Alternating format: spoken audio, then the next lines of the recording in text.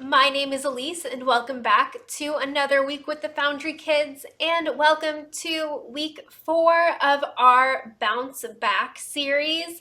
This series, we have been talking about resilience, which means getting back up even when things get you down. And so for the past 3 weeks, we have been talking about the disciples from Jesus' time and how things really were trying to get them down, how a lot of people didn't like them, but God was always there for them.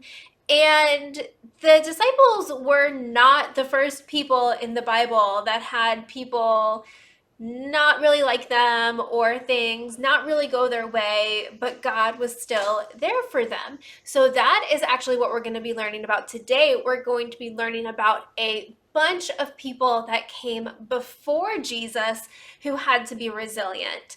But before we start our lesson today, we are going to stand up and sing a song.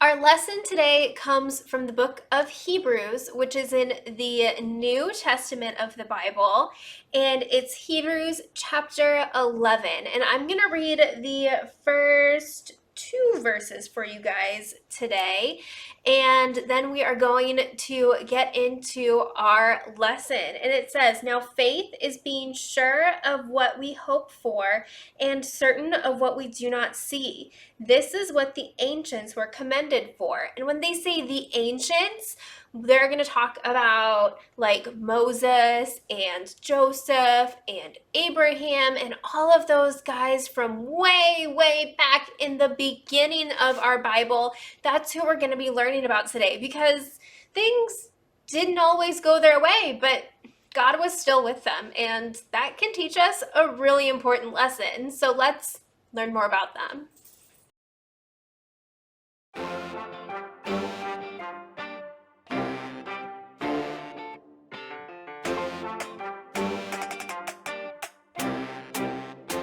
Hello, I'm Erica. Balance is very important whenever you are trying to do an obstacle. Every step you take has to be perfect, because if it's not, end of story. But falling down isn't the end of the story. Not if you have resilience. Resilience is getting back up when something gets you down. But you don't need resilience when your balance is as good as mine. Of course, that was going forward. The true test is walking the balance beam backwards, like so! Ignore that. The true test of mastering the balance beam is walking backwards! It shouldn't matter if... Okay, come on, no, please! Huh? I guess it's easier to keep your balance if you're watching where you're going. And sometimes, as you'll see in today's story, it helps to look backwards. Woo! Now I'm getting it. Now I got it. I got it. No! I'm just gonna stay down here for a while. I'll come back. The Bible. It's 66 books of history, stories, letters, and poetry that fit together to form God's one big story. The epic adventure of how He created us and loves us so much that He made a way to rescue us. As we travel through the Bible, from Genesis to Revelation, we discover people who met God and found their lives changed forever. Now, for an amazing story. Inspired by the book of Hebrews, chapter 11. Some days, some weeks, even some years seem hard. You feel like staying in bed and tugging the covers over your head. You feel like you can't face what's out there. The person who wrote the book of Hebrews knew all about that feeling. We don't know for sure who they were, but we do know this person loved God deeply. They understood that the more we discover about what God has done in the past, the more we can trust God to act now. Listen to Hebrews 11. Faith is being sure of what we hope for. It is being sure of what we do not see. That is what the people of long ago were praised for. Faith is not just about blindly hoping for the best when we get out of bed. It's taking a long look at the big picture of God's work through history and trusting that God can work out all the hard parts of our story too. The writer of Hebrews goes on to talk about dozens of men and women who faced difficult times, yet still trusted God. Men and women who got back up even when things seemed impossible. Just think about Abraham. When he was 75 years old, living a comfortable life, God called him. Abram. Abram spun around. Vast darkness stretched around him while stars wheeled overhead. There's no one. It must be. Is it God? The people of Haran worshipped many false gods, thinking they were real. Abram knew this was something different, someone different. Leave your country and your people. Go to the land I will show you. I will make you into a great nation. I will bless you. You will be a blessing to others. The words of the Lord were staggering.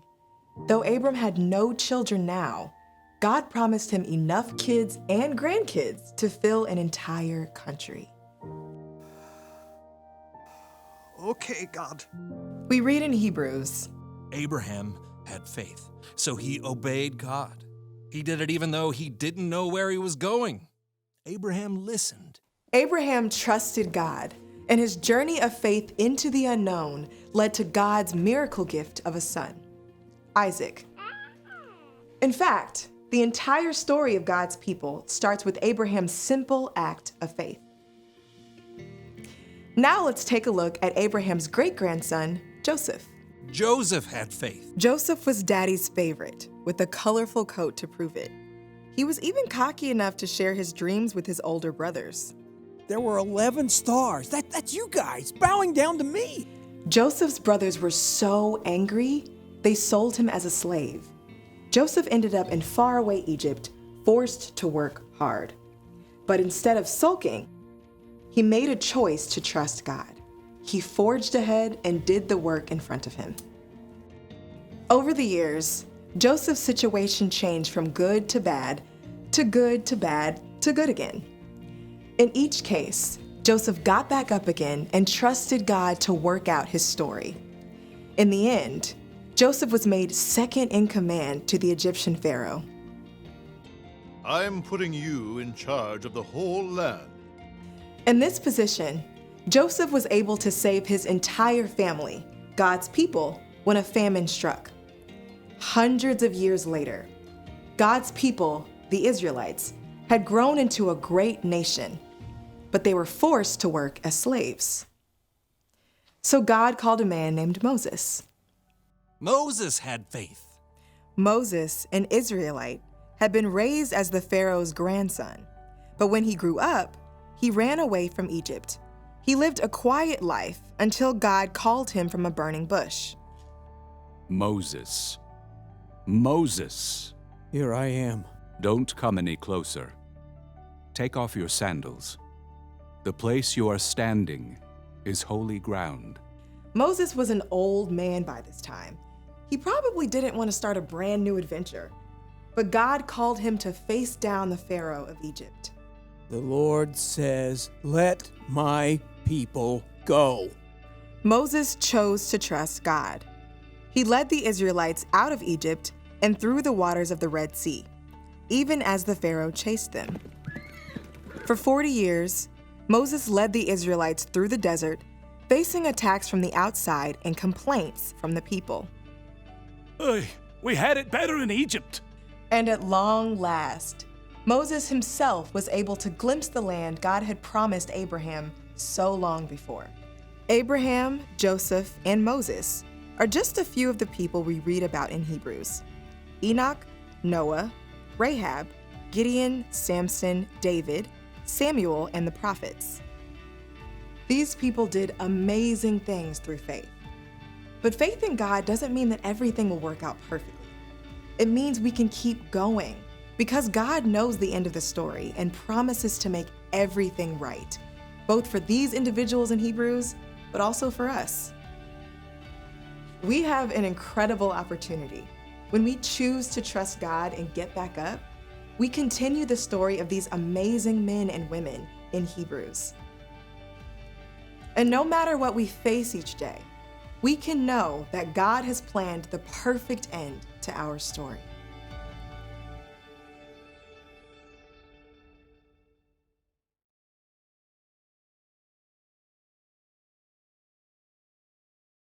On a balance beam, you can keep your balance because you can see where you're going. But real life is different than a balance beam. You don't always know what's going to happen next. Your path might take a sudden turn. You might even... Having resilience means getting back up when something gets you down. It's easy to say, but a lot harder to do. What if you don't feel like getting back up? How do you keep going when giving up feels easier. Well, you could try looking backward. I don't mean literally looking behind you. I mean, look back in time to people who came before you. How did they handle life when it got hard? How did they keep going? One place you can look is the Bible. The Bible is filled with stories of people who dealt with all kinds of troubles. And time again, the way they made it through was by trusting in God. You see, God loves you. Plus, God is always with you. And on top of that, God knows what you're going through and what you will go through. When you put your trust in God, it means you believe that God is in control. And knowing that can give you the strength to keep going. So here's the one thing to remember today. Trusting God can help you get back up. People who came before you trusted God to guide their steps. You can trust God too. Doesn't mean you won't. You're gonna fall. But trusting God and remembering the people who've come before can remind you to get back up. Maybe I put too much wax on the balance beam? Yeah. Well, see you next time! Okay, hold on. I got it. I don't got it.